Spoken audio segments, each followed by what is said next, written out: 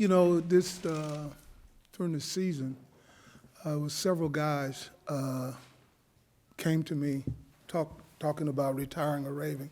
And for me, I think that's really special. I think it's special for this organization, especially for Steve, that the players, whether they spent their whole career here or 4 or 5 years, want the opportunity to be remembered as a Raven.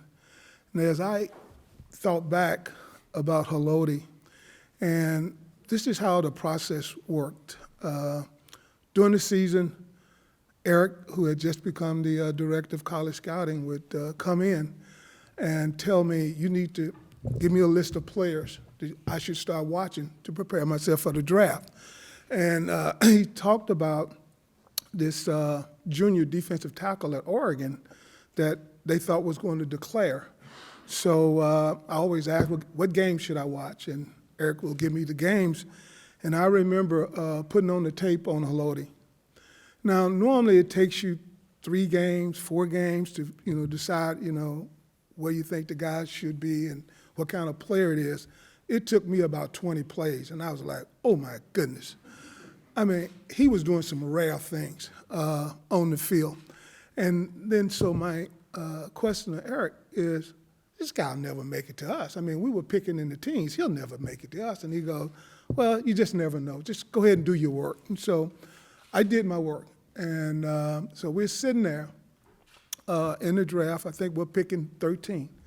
And our good friend, Phil Savage, is picking 12, 1 spot ahead of me, okay? And Phil and I go back to when I retired in Cleveland, and we both was working for Belichick. And so he calls me up and saying, I know you want to make a trade. And I go, not really. He said, yeah, I think because I got other people calling me to jump ahead of you. So very hesitantly, and I was very hesitant because somebody else was chirping in my ear, telling me, don't do it, don't do it, don't do it, that I made a trade with Phil. And I gave up a 6th-round pick to move up 1 spot in the draft. Now, we had been pretty good in that 6th round up until that point. I think we had taken A.D., we had taken Chester Taylor, so we were giving up a good player, but we were getting a great player, a rare player, and taking Haloti and to put him on the defense with the players that we already had. And I'm going to sum it up with this and then turn it over to Brian. Another unique thing happened in the draft after we chose Haloti. There are 2 of the most respected men in the National Football League called me and congratulated me on making the pick. And these are 2 men that I have the utmost respect for that were behind us and hopefully thinking that Haloti would make it to them. And they called me and said, man, hey, what a great pick, Haloti Ngata. Brian? Yeah, I'll be honest, the first thought I had, well, great, another player whose name I can't pronounce. That's all we needed. But my memories of it were just what Ozzie had said, that Ozzie and spending all those years with Ozzie, he hangs on to those draft choices like they're solid gold.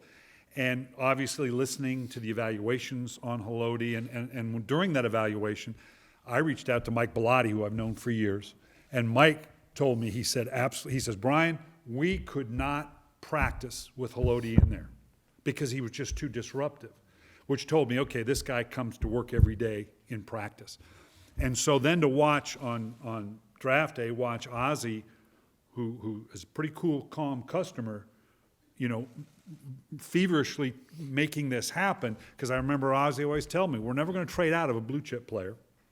And if we have a chance, if we have to, and give something up to move up to get a blue chip player, we would do it. And obviously that was the evaluation on Haloti. But the thing that jumped out to me as the coach then when we have this player, you could see the tape, and like Ozzie said, you knew you had a great player. I knew via the people that I had talked to, he was going to have a great work ethic. But when he showed up, what struck me, and I think the guys will tell you that, for a lot of different reasons, not the least of which is personal experiences at the time and the things he was going through, he was an old soul when he showed up. He was a true pro. And you knew right from the get-go the maturity, everything way he handled himself, there was a maturity that you don't typically see in rookies. And so you knew right from the get-go, all right, this guy's going to be special. No matter what we do, he can absorb. We had kind of a veteran group, so obviously that's an important part of it. But on all phases of it, it was just obviously a great pick, and I learned to pronounce the name. Kind of. Yeah, just thanks, guys. I really appreciate that. This is amazing. I've always wanted to retire Raven, and I just can't thank my Lord and Savior enough for the blessings and everything He's given me. And I just sitting here looking at everybody in the room, just like Seaside family, neighbors, friends I had throughout my whole career, my Shaw's therapists, my wife's friends, sister wives. It's just amazing that you guys are all here, and I appreciate every one of you guys. And I'm so glad you guys all made it here to celebrate this awesome day with me. And it's just funny because when I got drafted here, I just couldn't be more excited just to be part of a defense, that Ray Lewis and Michael McCrary started, Terrell Suggs, Ed Reed, and so I knew that when I got drafted here, I was gonna be safe and I was gonna maximize my talents because of those leaders that I had on the defense, and then being able to translate over to younger guys like Baby, and so this defense and this organization is amazing. I couldn't just think. I can't. It's just amazing the feeling I have right now. I'm just overwhelmed with all the love that I'm feeling from everyone. And one of my favorite stories when I, got drafted here was you get starstruck when you see some of the players, Ray Lewis and all them guys. And I remember meeting Ray Lewis for the first time. Ray Lewis was like, "Hey, I called you. You didn't answer. What's up? Like, why didn't you call me back?" Like, I just froze and got stuck. Like, I was like I didn't know what to say, because you kind of meet your heroes, like guys you looked up to, and then, I just called him. "I'm so sorry, Mr. Lewis. I'll call you next time." And so he started laughing. He's like, "Don't call me, you just call me Ray, But it's just always fun. And then you start to get to meet these guys and see, how hard they work, how, much, or how, hard they work on studying film, taking care of their bodies. It's just amazing. So for me, I couldn't do anything but follow our leaders and just do the same thing. And they definitely helped me become a great player, and I appreciate those guys. And I just, thinking about my parents now, every time I come out of the stadium, I'm always pointing to the sky and thanking the Lord and Savior for blessing me with such amazing parents. They both passed away before I even got to the NFL, and so without them, I know I wouldn't be able to make it here, in my younger years. And so I always thank the Lord for amazing parents they blessed me with, and I just always try to represent my parents to the best of my abilities and live them through me. And so everything that you guys love about me is from my parents. The hard work, humility, just the community service, all comes from them. So just know that things you like about me are from my parents, Solomon and Alfonso. And then having my siblings here, it's special because, we've been through a lot as a family just growing up, so I'm just so glad that they're able to make it here and be out here. And then to my beautiful boys, handsome boys, I should say. They get mad at me for saying beautiful. I love you guys so much, and hope you guys are proud of Daddy and my wife. I love you so much. You're so beautiful and amazing, and the luckiest man to be able to be married to her. And yeah, I'm so excited to be able to retire a Raven, be a part of this community again, and definitely going to be back more often and coming to games and just doing as much as I can to help this community out, and love being a Raven. So I'm just so happy to be able to be here and back again. So that's pretty much it. All right, questions, guys? Haloti, Ozzie drafted you, and I'm sure you're appreciative of that, but then he traded you to Detroit, and we sort of lost track of you. What were your thoughts when that happened? And obviously, there were a lot of things involved. When I got traded, it was, at first I was like kind of shocked a little bit, but to me, like, I understood that this is a business. They needed to do a business decision. I was against the cap a lot at that time, and so I wasn't moving. They weren't budging, and so they were like, "Okay, we got to trade you." So, but yeah, that's what happened, and I told Ozzie and even John Harbaugh, I was like, understand it's a business decision. I love you guys. You guys done so much for me, and we'll just kind of move on. And I told him, I was like, I definitely want to come back and be a Raven when I'm done. So. That's kind of the story, and now I'm here. Ozzie, what do you recall about that moment and how tough that was for you? Well, anytime you have a player that had been in the franchise as long as Haloti, you like for them to be able to finish their career here. And we got to an impasse. I understood where he was. I also understood the responsibilities that I had to Steve and the organization. And we had several suitors that was calling me about the trade. And Martin Mayhew, who was with Detroit, he and I was able to come to what I thought was a fair compensation. And I had to be the one to make the call to tell Haloti. And those are tough calls. Haloti, do you have a favorite hit, tackle, sack while you were with the Ravens? I think you saw in the highlight. It's One of those. yeah, breaking Ben's nose, and I mean, I didn't do it on purpose, but it kind of just happened. Ozzie, you're a Hall of Famer. You drafted Ray Lewis, who's a Hall of Famer, Ed Reed, who's going in. I don't expect you to say something negative about it, but could you talk about him as a Hall of Fame candidate?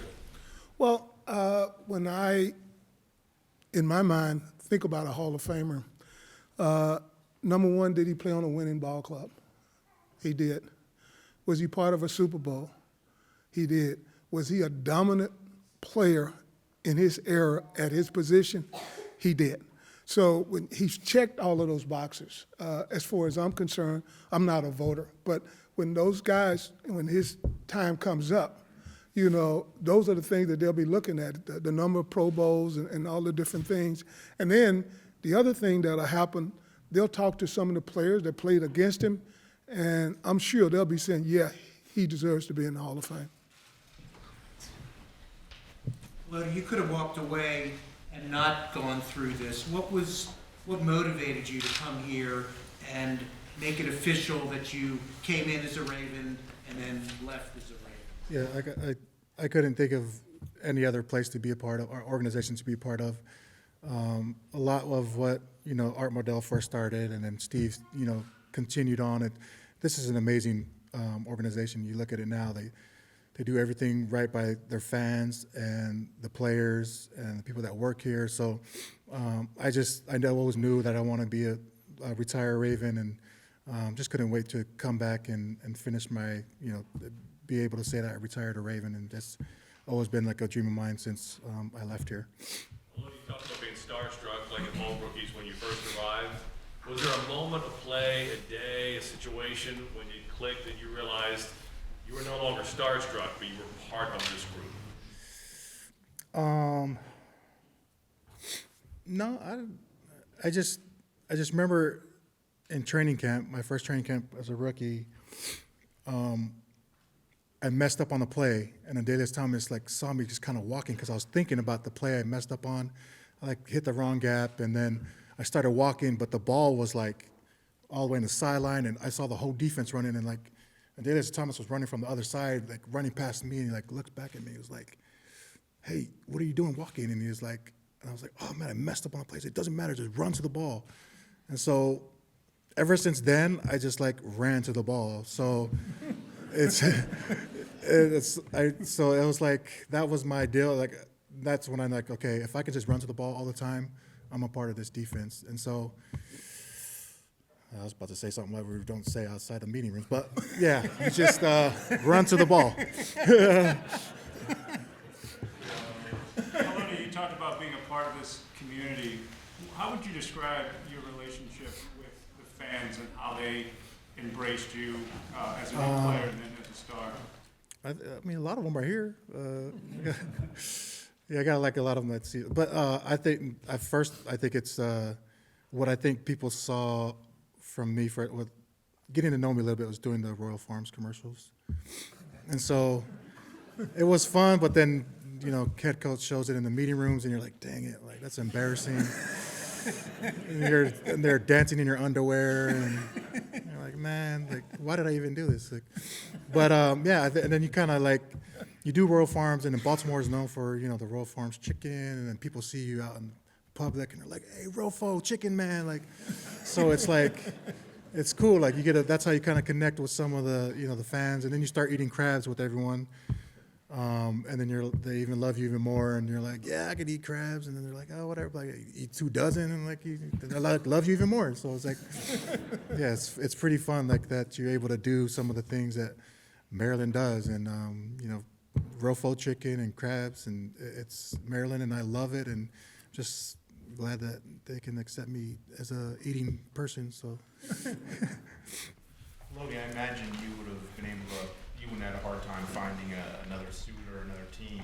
Why retire now, and what are your plans for yeah, I just remember the last month of this past season with the Eagles. Usually when I wake up in the morning, I'm sore, stiff, you know, everything hurts, ankles, knees, back. But the last month of the season, I woke up and just like questioned, like, why am I still doing this? And so that in my head was like, okay, that's probably the time where you're like, you should probably retire, because like if once I'm questioning like, why do I play football? It's like then it's like, okay, it's time for you to retire. And then I talk with my wife, and like we want to raise our boys, and I want to coach them in their sports, and so my plan is just to move back home and. My son Max clapped. He's like excited about it. That's cool. Yeah, coach them whatever sports they play, and then coach high school football. So that's like now that I have a choice of what to do, I definitely want to be still a part of the game, and coaching high school football is probably something I'll get into, and then being able to go camping and fishing with my boys is going to be awesome. You have there's a lot of former coaches, teammates here. One of your former coaches. How instrumental is Clarence in your career, and do you think about him on a day like this? Yeah, huge. I invited his wife out here to come to this today, and she couldn't make it because of family problems. But Clarence Brooks is such an amazing coach, a person that helped me become the player I am or was, and he just taught me so much, helped me see things more clearly, helped slow down the game for me.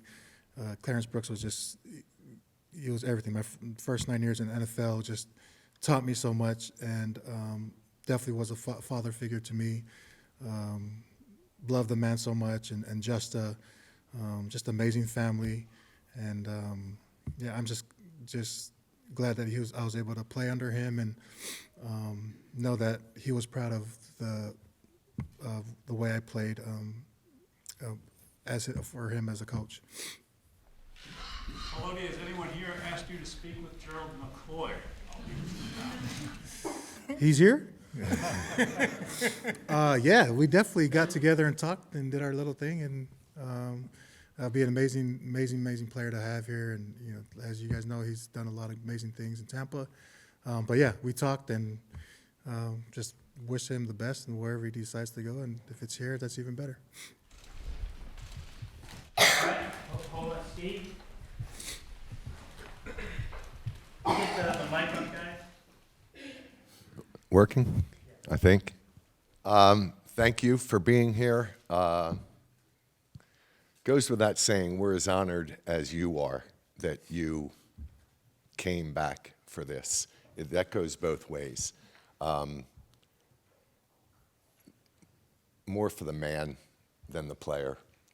We always knew where you'd end up as a player, but I remember you from the time I met you, and what a gentleman you were, and how good you were to the other players, the younger players coming in. And there's only been a couple guys since I've taken over, that handful of guys that I've had the luxury to see in person and be able to tell you that we want you in our Ring of Honor. And so, boys, prepare to watch your dad.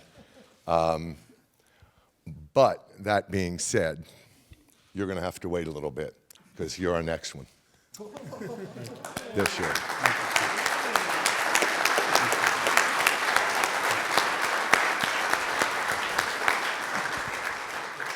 This is the first year hearing it. This is not the first Brian is. I talked to Brian a few months ago and told him how honored we would be and how lucky we are as an organization to have had. I wasn't here with Ted. I was here with Brian and John, and that continuity and the fact that you stayed in town, became such a great friend of John's, says so much about you and your family, and that you continue to share in this. And I'm glad you stayed. It's meant a lot to us. And Haloti, you know why. At our age, we got to get him in, okay? I would love to put you in this year, but we would feel terrible if something happened, right? You're right. I just turned 65, so yeah, you can wait your time. Yeah, wait your turn. But we are thrilled to know that you're going to be coming back for games. I love it when the retired players come. A lot of them end up staying the game with me in my suite, and I had Matt Burke last year, and Eden and Ray are there a lot, and Jacoby was in last year. There's a bunch of players, and that kind of family environment is what we've strived for and what you all built for us. It's our job to respect the legacy that you all built and to be the kind of team that you're proud to come back to. So thank you, and thank you. We'll see you this fall. We'll do it. Okay? We'll do it. Thank you. Oh, I will tell you, I might need those chicken commercials, because I don't know if you ever heard this story, but I'm doing a fan forum tonight for an hour with our PSL holders. And about 4 years ago, I did it from Florida. Kevin always wants me to be here in front of him so he can wave and do all this. So I'm on the phone from Florida, and one of the call-ins said, "Are you mad that Haloti didn't take the reduction in pay?" I said, "No, this is a business." I said, "We love Haloti." I said, "I mean, he's only signed for 1 year up there." I said, "He's going to be a free agent in 12 months. It cost me $100,000. The league fined me $100,000 for tampering. And so I immediately called Royal Farms and said, "Is there anything you can do?" I was going to wear the chicken suit, and I never got that deal. So the last thing you did was cost me $100,000 when you were already gone. Thank you.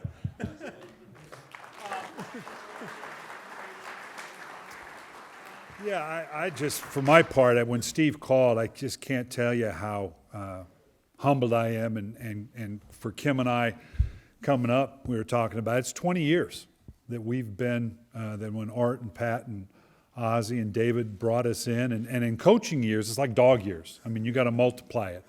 And for us to have been here and for the organization to do that and reach out, it means a great deal to us. It really does. To be a part of the organization back then, to know that it's going to be a permanent fixture. Means a great deal to me. Obviously, we have stayed here at his home. And for John has been incredibly gracious to allow me to kind of hang around, and that's not an easy thing to do. I've loved doing the preseason games with my broadcast partner, Jerry Sandusky, the best in the business, and I'm excited about seeing the next iteration and the next evolution in this organization. That happens, as Steve said, it goes on and on. But Kim and I are thrilled to death to be a part of it, and just so humbled and appreciative of the fact that we're going to be allowed that. And like you with your sons, my grandsons, they don't know Pop, but any one way for them to be able to see that is going to be something special for me. Yeah, that's just amazing. You see those names up in the stadium, and you're like, man, that'll be really cool to be able to be one of those players, to see your name up there as a Ring of Honor Raven, and just can't be just thankful and honored. Thank you, Steve, for everything you've done for me and my family, and just excited. I can't wait to come back and get that ring and be a part of that family.